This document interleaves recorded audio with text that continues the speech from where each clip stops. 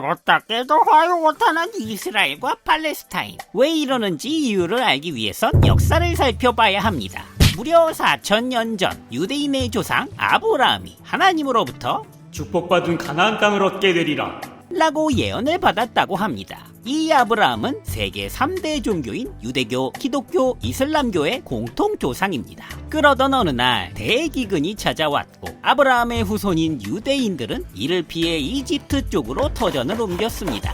이들이 정착하고 번성하게 되자 더 이상 유대인들이 커지는 게 두려웠던 이집트인들은 유대인들을 노예로 만들어 400년이나 탄압하게 됐습니다. 이런 찰나에 구세주인 모세가 나타납니다. 모세는 태초에 아브라함이 예언받았던 축복의 땅 가나안 땅으로 유대인들을 이끌고 이집트를 탈출했습니다. 순탄치는 않았습니다. 무려 40년을 방황한 끝에 가나안 땅에 도착하게 됩니다. 그곳에서 유대인의 나라 이스라엘을 세웠습니다. 그렇게 기원전 1000년경 다윗 왕과 솔로몬 왕으로 이어지며 이스라엘의 번성은 극에 달합니다. 이 솔로몬 왕 때 유대교의 중심인 예루살렘 성전이 만들어지죠. 풍요롭게 나날이 불을 쌓던 이스라엘 왕국. 하지만 오래가지 않았습니다. 솔로몬 왕이 죽자 이스라엘은 쇠퇴하게 됩니다. 왕권은 분열되어 북이스라엘과 남유다로 갈라지더니 이윽고 기원전 586년 바빌로니아의 침략을 받고 이스라엘은 멸망하게 됩니다.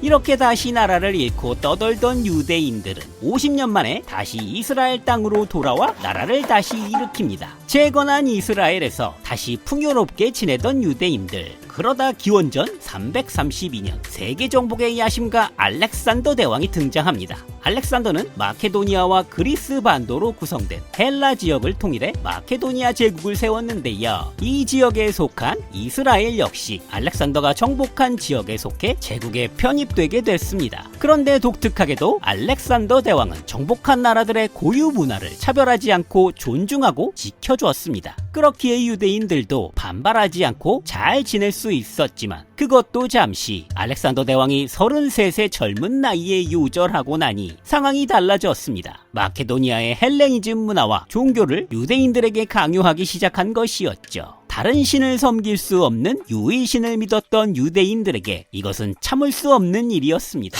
기원전 129년경 그렇게 일으킨 반란은 성공해 유대인들은 다시 독립할 수 있었습니다. 그렇게 약 600년을 종교도 유지하고 강대국에 맞서며 잘 지내왔지만 서기 200년 대로마 제국 시대가 오며 재앙이 일어납니다. 기독교를 믿지 않고 배척하는 로마의 지배하에서 아주 약간의 왕권만 허락받게 되자 열받은 유대인들은 반란을 일으켰다가 철저히 패배했고 보복으로 성전은 파괴됐으며 아예 나라까지 빼앗겨 버렸습니다. 이렇게 또다시 유대인들은 세계 각지로 뿔뿔이 흩어졌는데 이를 디아스포라라고 했습니다. 디아스포라는 특정 민족이 자이나 혹은 타이에 의해서 원래 살던 땅을 떠나 다른 지역으로 이동해 민족 정체성을 유지하며 집단을 형성하는 것을 말했습니다. 지금의 여러 나라에 있는 차이나타운이나 코리아타운 같은 곳을 예로 들 수 있겠습니다. 유대인들은 무려 2000년간을 그렇게 흩어져 살면서도 유대인이라는 정체성과 민족성을 유지해 나갔습니다. 언젠가 다시 가나안 땅 이스라엘로 돌아가겠다고 다짐하면서요.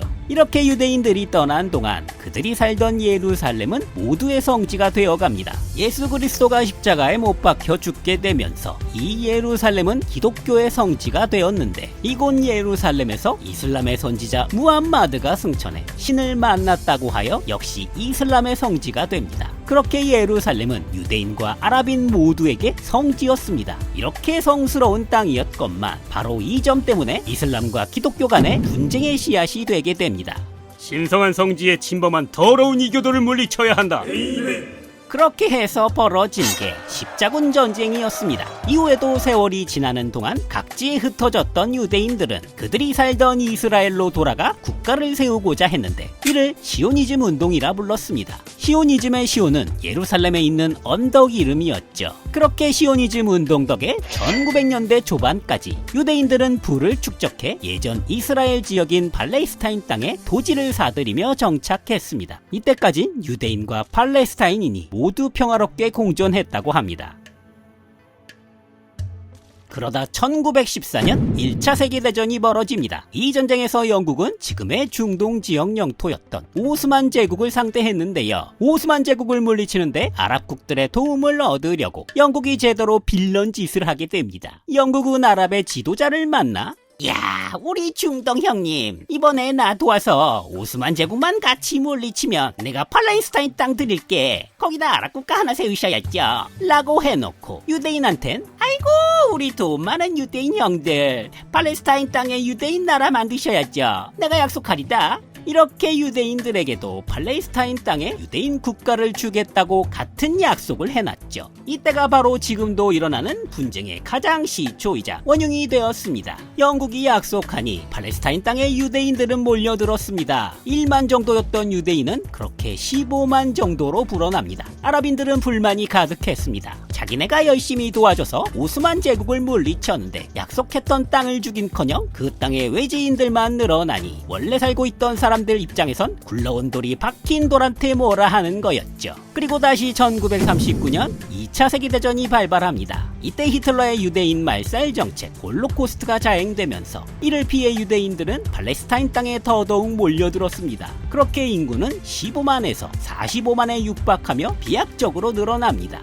전쟁이 끝나니 서방의 여러 나라들은 학살당한 유대인들을 동정했고 시오니즘을 지지해 팔레스타인 땅에 유대인들의 국가가 생기는데 찬성을 했습니다. 당연히 원래 살던 아랍인들은 반대했고 갈등이 크게 달하게 되자 유엔에서 중재를 하게 되는데요. 1947년 팔레스타인 땅을 유대인 국가와 아랍 국가 둘로 나누는 안건을 통과시켰습니다. 유대인 지역 56%, 아랍인 지역 44%. 당시 원래 유대인이 살던 지역은 고작 6%에 불과했는데 56%나 갖게 된다고 하니 당연히 이스라엘은 대찬성, 당연히 아랍인은 반대했으나 1948년 유대인들은 이스라엘 건국을 선포해버렸습니다. 이렇게 우리가 아는 이스라엘이라는 국가가 탄생했습니다. 유대인의 역사는 정말 길었지만 우리가 아는 이스라엘이란 나라의 역사는 채 80년도 안 되는 것이었습니다.